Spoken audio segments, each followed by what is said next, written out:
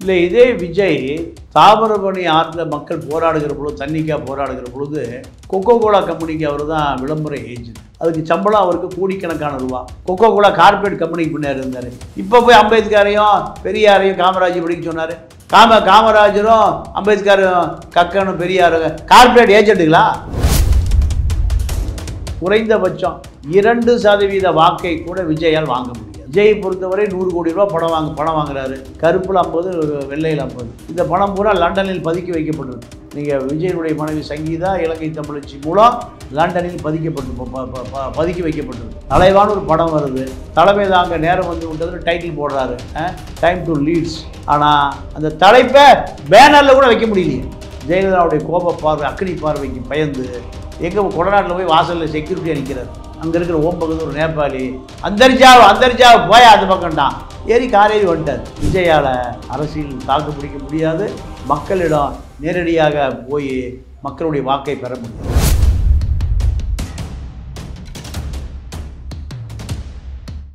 லகரம் வாய்ஸ் நேயர்கள் வணக்கம். இன்றைய நேர்காணலில் நம்மோடு இணைந்திருக்கிறார் மூத்த பத்திரிகையாளர் திரு தமிழா பாண்டியன். அவரை வரவேற்போம். வணக்கம் ஐயா. வணக்கம். அரசியல் களமே செந்தில் பாலாஜி கைதுக்கு பிறகு ஒரு பரபரப்பாக இருக்குது. இன்னொரு பக்கம் கூலா விஜய் அவர்கள் ஒரு மாணவிகளுக்கு பரிசளிப்பு நிகழ்வை நடத்துகிறாரு. எல்லாரும் அரசியலுக்கு வரணும்னு நினைக்கிறாங்க. அது ரோல் மாடலாக எம்ஜிஆர் எடுத்துக்கிறாங்க. எல்லாரும் நடிகர்கள், குறிப்பாக நடிகர்கள் எல்லாரும் எம்ஜிஆர் ஆகிட முடியுமா? எம்ஜிஆரை பொறுத்தவரை அவர் ஒரு மனித நேய பற்றாளர். அதுதான் அவரை ஒரு அரசியல்வாதியாக, முதலமைச்சராக மாற்றியது. எம்ஜிஆரை பொறுத்தவரை அவர் ஒரு திரைப்பட நடிகராக அறிமுகமானாலும் நீங்கள் இலங்கை தமிழர்கள் தான் அவரை சரியாக கணித்தவர்கள். நடிகர் என்று நம்பி வந்தோம், அவரை தலைவராக இருக்கிறார். தலைவர் என்று நம்பி வந்தோம், கருணாநிதி அவர் நடிகராக இருக்கிறார். இதுதான் இலங்கை தமிழர்கள் 80களில் சொல்லப்படுகிற வாசகம். தமிழ்நாடு மக்கள் இன்று சேரிகளில் எம்ஜிஆருடைய நினைவு நாளில் சூடஞ்சாம்பிராணி ஊதுபத்தி தேங்காய் வச்சு கடவுளை கும்பிடுவதை போல நீங்கள் எல்லா செய்திகளிலும் எம்ஜிஆருடைய பாட்டு, எம்ஜிஆருடைய படம் காலையிலேருந்து சாயங்காலம் வரைக்கும். அந்த மக்கள் மிக மிக உழைக்கிற மக்கள். அவரால் சாதாரணமாக ஒரு 100 ரூபா செலவு பண்ண முடியாது. அதாவது ஓலை வேய்ந்த வீடு, அந்த ஓலை வேய்ந்த வீட்டுக்குள்ளே மழை பெஞ்சால் தண்ணி ஒழுகுன்னு நீங்கள் தார்பாயை போற்றி வச்சுருப்பான். ஆனால் எம்ஜிஆர் நினைவு நாளில் அன்றைக்கி அவன் அவன் தகுதிக்கு மீறி செலவு பண்ணுவான். செலவு பண்ணி எம்ஜிஆரை நினைவுபடுத்தி வச்சு. எம்ஜிஆரை பொறுத்தவரை தாழ்த்தப்பட்ட மக்களிடம், உழைக்கிற மக்களிடம், ரிக்ஷா ஓட்டுறவங்க, கூலி வேலை செய்கிற கைவண்டி இழுக்கிறவங்ககிட்ட எம்ஜிஆர் போய் சேர்ந்து ஏறக்குறைய 50 ஆண்டு காலம் ஆகிப்போச்சு. 72 கட்சி ஆரம்பிக்கிறார், 77 முதலமைச்சர் ஆகிறார். ஆனால் அவர் அதற்கு முன்பு அண்ணாவை முதலமைச்சராக்கியவர். தம்பி உன் தங்க முகத்தை காமி, யார் சொன்னது? அண்ணா அறிஞர் அண்ணா என்று சொல்லக்கூடிய அறிஞர் அண்ணா எம்ஜிஆரை காமித்தான் முதலமைச்சர் நாற்காலிக்கு வந்தார். அண்ணா இறந்த பிறகு கருணாநிதி முதலமைச்சர் ஆவதற்கு எம்ஜிஆருடைய ஆதரவு தான் கருணாநிதி முதலமைச்சர் ஆக்கியது. அதன் பிறகு எம்ஜிஆர் முதலமைச்சர் ஆனால் 77, 87 வரைக்கும். அவர் மரணம் அடைந்த பிறகு அந்த வாக்கு வங்கி தான் ஜெயலலிதாவை முதலமைச்சராக்கியது. ஜெயலலிதா ஜானகி எம்ஜிஆருடைய வாக்கை பிரித்த காரணத்தினால தான் மீண்டும் கருணாநிதி 89 முதலமைச்சரானார். 91 ஜெயலலிதா முதலமைச்சர் ஆக்கியது எம்ஜிஆருடைய ரெட்டையில், எம்ஜிஆருடைய தியாகம்.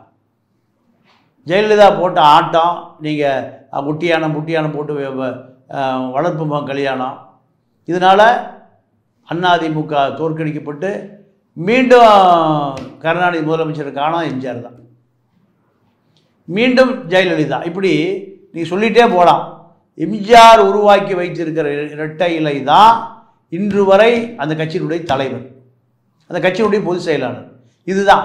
இப்படி இதை பார்த்து கொண்ட நீங்கள் டி ராஜேந்தர் முதலமைச்சர் ஆனார், கட்சி எடுபடலை. பாக்யராஜ் கட்சி ஆரம்பித்தார், எடுபடலை. சரத்குமார், விஜயகாந்த், ரஜினிகாந்த் ஆரம்பிக்கல, வரவே இல்லை. சரத், ராதிகா, இப்படி பல பேர் அரசியலுக்கு வந்தார்கள். ஆனால் கடைசியாக கமலஹாசன் அரசியல் நிற்கவே முடியல. என்ன காரணம் கேட்டிங்கன்னா, எம்ஜிஆர் அளவுக்கு தாழ்த்தப்பட்ட மக்கள், பிற்படுத்தப்பட்ட மக்கள்கிட்ட ஊடுருவ முடியல. எம்ஜிஆருடைய கட்சி இதுக்கு அது வந்து அதிமுக அல்ல, எம்ஜிஆர் கட்சி. இப்போ எடப்பாடி இருக்கார், யார் போட்ட விதை? எம்ஜிஆர் போட்ட விதை தான். ஆனால் விஜயை பொறுத்தவரை விஜய் அரசியல் வருவதற்காக முயற்சி செய்கிறார், அது தவறு இல்லை. ஆனால் எம்ஜிஆர் ஆகிவிட முடியாது. எம்ஜிஆருக்கும் மற்ற நடிகர்களும் வித்தியாசத்தை சொன்னீங்க. இன்றைக்கி வந்து விஜய் அவர்கள் வந்து பெரியாரை படிங்க, அம்பேத்கரை படிங்க, காமராஜர் படிங்க அப்படின்னு சொல்லியிருக்காரு. இதை எப்படி பார்க்குறீங்க? இல்லை, இதே விஜய் தாமிரபரணி ஆற்றில் மக்கள் போராடுகிற பொழுது, தண்ணிக்காக போராடுகிற பொழுது கொக்கோ கோலா கம்பெனிக்கு அவர் தான் விளம்பர ஏஜென்ட். அதுக்கு சம்பளம் அவருக்கு கோடிக்கணக்கான ரூபா. ஆனால் மக்கள் தண்ணியிலின்னு போராடுகிற பொழுது அது மக்களோடு நின்று இருந்தால் அங்கே ஒரு எம்பியை ஜெயிச்சிருக்கலாம், எம்எல்ஏ ஜெயிச்சிருக்கலாம். எங்கே? தாமிரபரணியில், திருநெல்வேலி டிஸ்ட்ரிக்டில் ஒரு 5 எம்எல்ஏ ஜெயிச்சிருக்கலாம். ஆனால் அவர் யாருக்கு பின்னாடி இருந்தார்? கொக்கோ கோலா கார்பரேட் கம்பெனிக்கு பின்னாடி இருந்தார். இப்போ போய் அம்பேத்கரையும் பெரியாரையும் காமராஜ் படிக்க சொன்னார். காமராஜரும் அம்பேத்கரும் கக்கனும் பெரியாரும் கார்பரேட் ஏஜென்ட்டுங்களா? நீங்கள் அவர் பின்னாடி இருக்கிற அந்த புஷி ஆனந்த் பாண்டிச்சேரிக்காரர், அவர் விஜயகாந்துக்கு ஆலோசனை சொன்னதை போல, ரஜினிக்கு ஆலோசனை சொன்னதை போல் அவருக்கு ஆலோசனை சொல்லிட்டு இருக்கார். ஆனால் அது குறைந்தபட்சம் 2% வாக்கை கூட விஜயால் வாங்க முடியாது. ஏன் வாங்க முடியாதுன்னா, அதிகபட்ச வாக்கே வந்து 4% தான். கமலஹாசன் காணாமல் போயிட்டார். விஜயகாந்த் அதிமுக கூட்டணி வைத்து 11% வாக்கு வாங்கினார், அவரும் காணாமல் போயிட்டார். இப்போ அதற்கான நிலைமைகளே இல்லை. நிலைமைகள் அதிமுக திமுக ஒட்டி தான் அரசியல் இருக்கு. இந்த அரசியலை முழுக்க கட்டுப்பாட்டில் வைத்திருக்கக்கூடிய இயக்கம் திராவிட இயக்கம் தான்.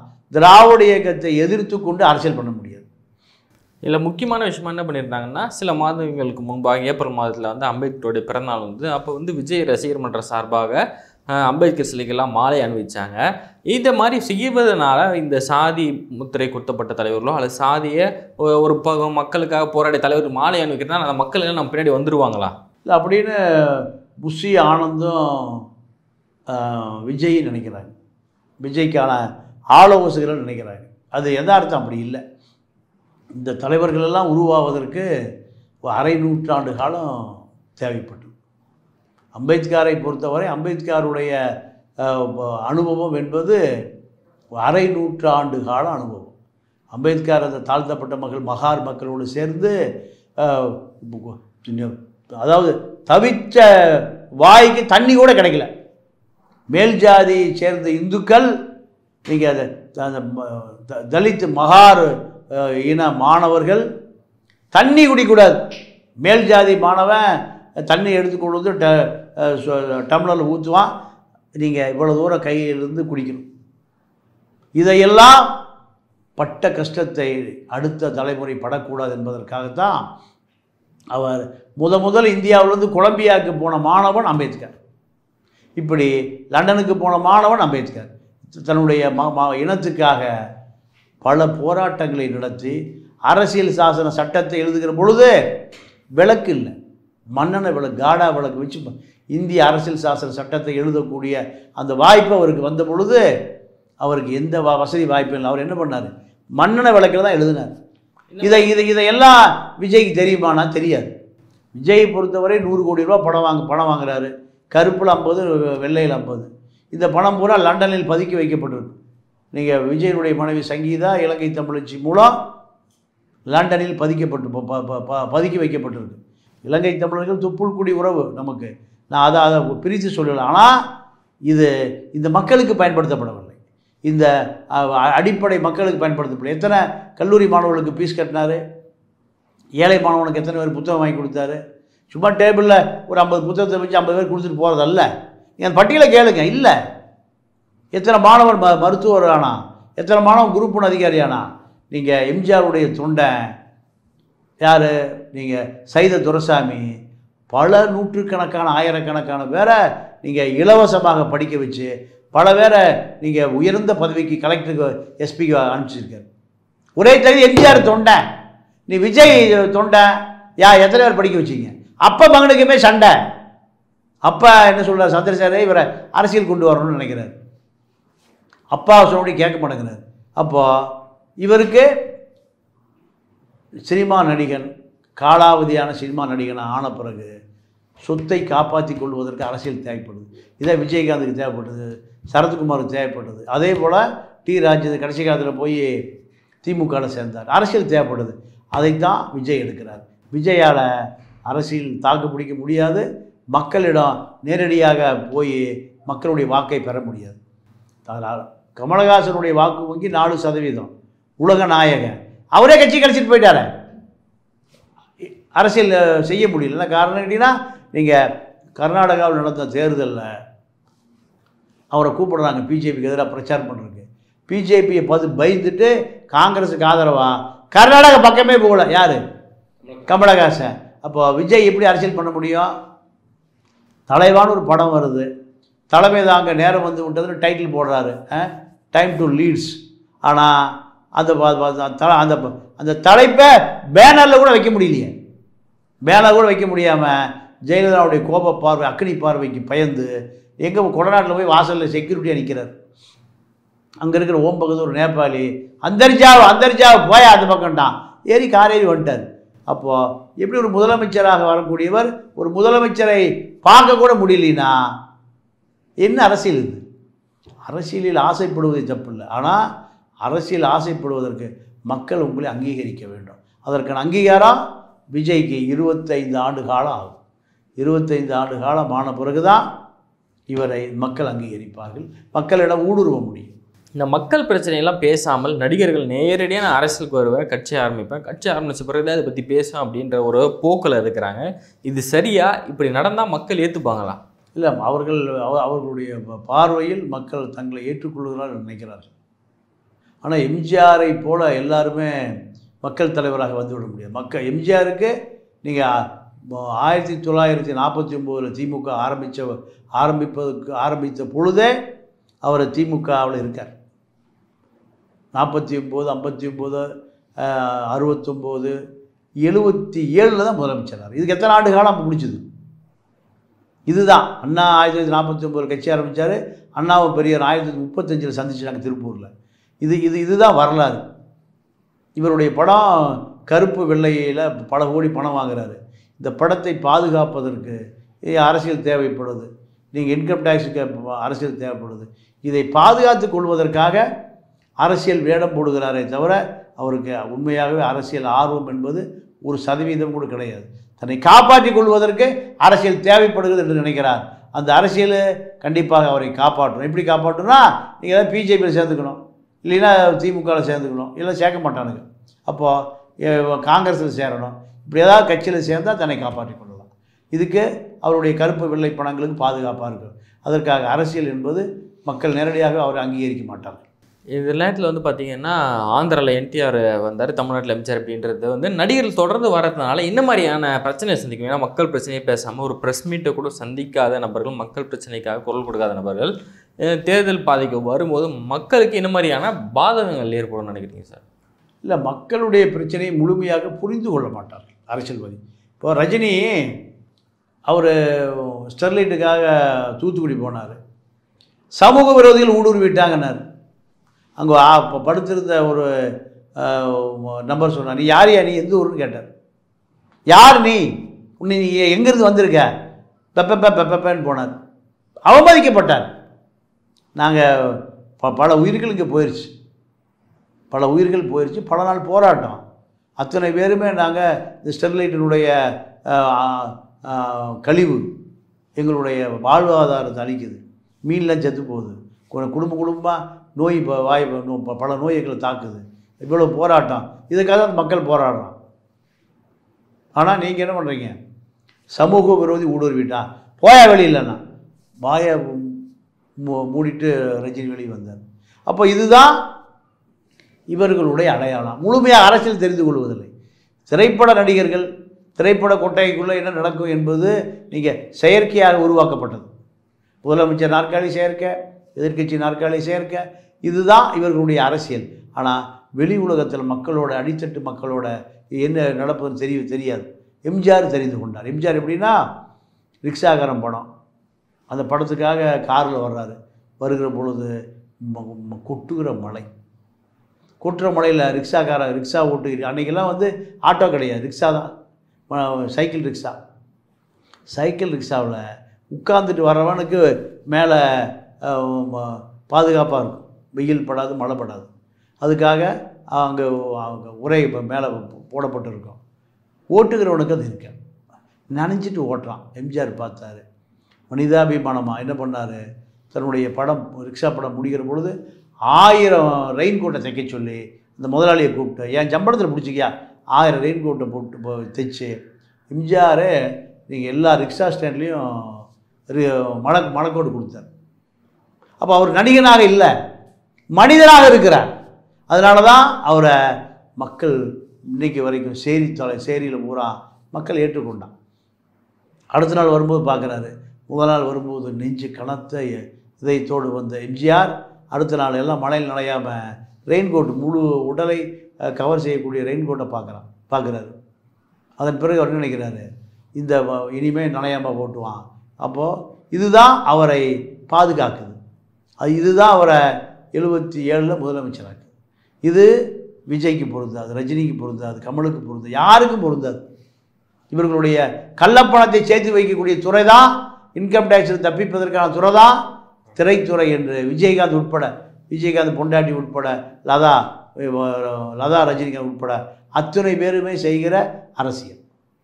விஜய் அரசியல் வரத்துன்னு அப்படின்றதுல முடிவோடு தான் இருக்கிறார் போல். என்ன சொல்லியிருக்காரு அப்படின்னா, நான் பணம் தர மாட்டேன்றதை தான் சிம்பாலிக்காக சொல்லியிருக்காரு. எப்படின்னா, பணம் வாங்கி கொண்டு ஓட்டு போகிறது அப்படின்றது நம்ம கண்ணை நம்மளே குத்திக்கிற மாதிரி அப்படின்றது தான் பதிவு பண்ணியிருக்காரு.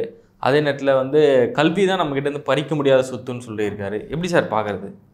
இல்லை, இந்த கல்விக்காக விஜயகாந்த் எத்தனை பல்கலைக்கழகம் கட்டி வச்சுருக்காரு, இலவச கல்வி எத்தனை பேர் கொடுத்தாரு, தொடக்கப்பள்ளி எத்தனை பேர் கொடுத்தாரு, இல்லை நல்லா படிக்கிற மாணவர் எத்தனை பேர் ஃபீஸ் கட்டியிருக்காரு.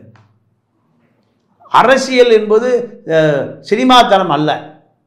இப்போ அவர் முதல் மாணவிக்கு வைர நெக்லஸ் கொடுத்துருக்கார், 3 மாணவிகளுக்கு அங்கீகாரம். இந்த மாணவிகள் படித்து வர்றதுக்கு அவர் தான் உதவி செஞ்சுருக்காரா? இல்லை. நீங்கள் எத்தனை கல்வி சாலைகள் கட்டி வச்சுருக்காரு. இலவசமாக ஒரு பள்ளிக்கூடமாக நடத்தலாமா இல்லையா? ஒரு பல்கலைக்கழகம் நடத்தலாம். ஒரு படத்துக்கு பல கோடி வாங்குறாரு. ஆனால் எந்த உதவியும் செய்யாமல் அவருடைய மனைவி சங்கீதா மூலம் வெளிநாட்டில் பணத்தை பதுக்கிட்டு இருந்தால் அவங்க அப்பாவுக்கு புகார். அரசியலுக்கு இங்கே பணமே இல்லை, எல்லா பணம் எங்கே பதுக்கப்பட்டது? லண்டனில் பதுக்கப்பட்டது. அப்போ லண்டனில் பணத்தை பதுக்கிற ஒருவர் எப்படி இங்கே அரசியல் பண்ண முடியும்? அவர் ஒரு 1000 மாணவர்களை படிக்க வச்சு பட்டதாரி ஆக்கியிருக்காருன்னு ஒரு தகவல் இருந்ததுன்னா பாராட்டலாம். அந்த மாதிரி எந்த தகவலுமே இல்லை. அரசியல் ஆசை வருகிற போது வருவார், அது அடுத்த படம் ஷூட்டிங்னா போயிடுவார். அரசியல் என்பது மக்களை சந்திப்பது என்பது சினிமா ஷூட்டிங்கா? அது இல்லை. எம்ஜிஆரை பொறுத்தவரை நீங்கள் யதார்த்த வாழ்க்கை. அவரை பொறுத்த வரைக்கும் அந்த படத்தில் சிகரெட்டே குடிக்க மாட்டார், மது குடிக்க மாட்டார். இதெல்லாம் அவருடைய அடிப்படை கொள்கை. நீங்கள் திராவிட இயக்கத்தின் மீது அந்த கொள்கையை உறுதியாக இருந்தார். எம்ஜிஆர் படத்தில் தான் அச்சம் என்பது மடமையடா, அஞ்சாமை திராவிட உடமையடா. இது இயக்கம் திமுக கொடியை காமிச்சார். இதுதான் அவரை தலைவனாக உயர்த்தியது. நீங்கள் எந்த உதவி வேண்டுமென்றாலும் நீங்கள் ராமாவரத்தோட போய் தட்டலாம். விஜய் வீட்டு போய் கொட்டிவாக்கு வீட்டு தட்டலாமா? எத்தனை பேருக்கு உதவி கொடுத்தார்? செக்யூரிட்டி விரட்டி விட்டுருவான். எம்ஜிஆரை பொறுத்தவரை அவருடைய இல்லா திறந்தே வைத்திருக்கும். அவர் வீட்டில் சாப்பிடாத ஆளே கிடையாது. அரசியல் என்பது அவருக்கு 2ஆம் பட்சம், யதார்த்தம் என்பதுதான் முதல் கட்டம். எம்ஜிஆரை பொறுத்தவரை நீங்கள் மிகப்பெரிய தொண்டுள்ளம் கொண்டவர். இது தமிழ்நாட்டில் மட்டும் இல்லை. அவர் எம்ஜிஆர் நினைத்திருந்தால், எம்ஜிஆர் உயிரோடு இருந்தால் ஒரு அதிபரை உருவாக்கியிருப்பார். எங்கே? இலங்கையில். பிரபாகரனை ஈழத்தினுடைய அதிபராக அவரால் உருவாக்க முடியும். அதற்கான முயற்சி செஞ்சார். கடல் கடந்து இந்தியாவுக்கு வெளியில் அவரை ஒரு நாட்டினுடைய அதிபராக உருவாக்கக்கூடிய வாய்ப்பு அவருக்கு அதை உருவாக்கினார். மத்திய அரசாங்கத்தை எதிர்த்தார். விஜயை பொறுத்த வரைக்கும் அரசியல் என்பது நீங்கள் கோடம்பாக்கத்துக்குள்ள, சென்னைக்குள்ள பலசரவாக்கத்துக்குள்ள திரைப்பட ஸ்டுடியோ ஏரியாவுக்குள்ள அரசியல் பண்ணுவதில் அரசியல். எம்ஜிஆருக்கு கடைக்கூடி தொண்ட கன்னியாகுமரியிலிருந்து காஷ்மீர் வரை எம்ஜிஆர் தெரியாத அரசியல்வாதியே இல்லை. அந்த அளவுக்கு அவர் தன்னுடைய கொடை வள்ளல். யார் எந்த உதவி கேட்டாலும் சரி, அவர் அரசியல்வாதியாக மாறிய பிறகும் சரி, நடிகராக இருந்த காலத்திலையும் சரி, அவருடைய சொத்துக்கள் பூரா ஏழை ஏழைகளுக்கு இன்னைக்கு வரைக்கும் கொடுத்துட்டு போயிட்டார். எம்ஜிஆர் காது கேளாதவர் பள்ளி, கண் தெரியாதவர் பள்ளி, எம்ஜிஆர் எத்தனை சொத்து இருக்குது பார்க்குறோம். இது எம்ஜிஆர் இறந்து 87, இன்னைக்கு 40 வருடம் ஆகிப்போச்சு. 40 வருடமாக எம்ஜிஆர் பேசுபொருளாக மாறி இருக்கிறார். எம்ஜிஆர் இன்றைக்கி ரஜினி யாரும் பேசுகிறதில்ல, கமலஹாசன் யாரும் பேசுகிறதில்ல, விஜயகாந்தை பேசுகிறதில்ல, சரத்தை பேசுகிறதில்ல, பாரதி ராஜா, இப்படி பல பேர் கட்சி வச்சுருந்தாங்க, டி ராஜேந்தர், இதெல்லாம் யாரும் பேசுகிறதே இல்லை. உயிரோடு இருக்கிற தலைவர்கள், நான் சொல்கிற தலைவர்கள் பூரா. ஆனால் மறைந்து 40 வருஷம் ஆச்சு. 40 வருடமானவரை அவர் இல்லாமல் இன்றைக்கி அரசியலே இல்லை. எடப்பாடி அரசியல் யாருடைய அரசியல்? எம்ஜிஆருடைய அரசியல். எம்ஜிஆர் அரசியலுக்கு வருவதற்கு முன்பு கதாநாயகன், அரசியல் இருந்தபொழுதும் கதாநாயகன், இறந்து மறைந்த பிறகு அவர் கதாநாயகன். 3 காலகட்டத்தை எம்ஜிஆரை பிரிக்கலாம். அரசியலுக்கு வருவதற்கு முன்பு அவர் தலைவன், அரசியல் வந்த பிறகு முதலமைச்சர், அவர் இறந்து மறைந்த பிறகு அவர் பல முதலமைச்சர்களை உருவாக்கினார். அப்போது அவர் எத்தனை காலம் இந்த அரசியலுக்காக தன்னுடைய உடல், பொருள், பணம் எல்லாம் இந்த மக்களுக்காக அளித்தார். அண்ணா முதலமைச்சராக ஆவதற்கு எம்ஜிஆருடைய திரைப்பட புகழும் திரைப்பட வருமானம் தான் திமுக முதலமைச்சர் ஆச்சு. அது வரைக்கும் அவருக்கு எந்த பதவி பட்டம் எதுவுமே கேட்கல. கருணாநிதிக்கு அவருக்கு முரண்பாடு என்னன்னு கேட்டிங்கன்னா, தன்னுடைய மகனுக்கு ரசிகர் மன்றத்தில் மகனை எம்ஜிஆருக்கு போட்டியாக வளர்த்த ஆரம்பித்தார் என்பதை கண்டுபிடித்த சைத துரைசாமி தான் எம்ஜிஆர் போய் சொல்கிறார், அண்ணா கருணாநிதி அரசியல் துரோகம் பண்ணுறாரு, உங்களுடைய மகனை அவருடைய மகன் உங்களுக்கு போட்டியாக வளர்த்த நினைக்கிறார், அதை நீங்கள் புரிந்து கொள்ளுங்கன்னு சொல்லி சண்டை சச்சரவு. அதன் பிறகு தான் எம்ஜிஆர் விழித்து கொண்டு ஒரு கட்சி ஆரம்பிக்கிறார். மக்கள் பூரா அவரை பின்தொடர்றார். இதுதான் எம்ஜிஆரை இன்று வரை வாழ வைத்து கொண்டிருக்கிறது. ஆனால் விஜயை பொறுத்த வரைக்கும் திரைப்படம் தான் அவருக்கு முதலமைச்சர் நாற்காலி, கோடம்பாக்கம் தான் அவருக்கு தமிழ்நாட்டு களம். இது விஜயினுடைய ஆசை என்பது நிறைவேறாது. விஜயை போல பல விஜய்கள் வந்து கடைசியாக கமலஹாசன் வந்து அரசியலை காணாமல் போயிட்டார். அதனால் மக்களோடு மக்களாக இருப்பவர்கள் மட்டுமே மக்கள் தலைவர்களாக மக்கள் அங்கீகரிப்பார்கள், மற்றவர்களை மக்கள் தூர எறிந்து விடுவார்கள் என்பது வரலாறு நமக்கு கற்றுத் தந்திருக்கிற பாடம். அதை விஜயும் கற்றுக்கொள்வார் என்பது தான் பாடம். எங்களை நேர்காணல் வந்து மிக்க நன்றி சார். நன்றி.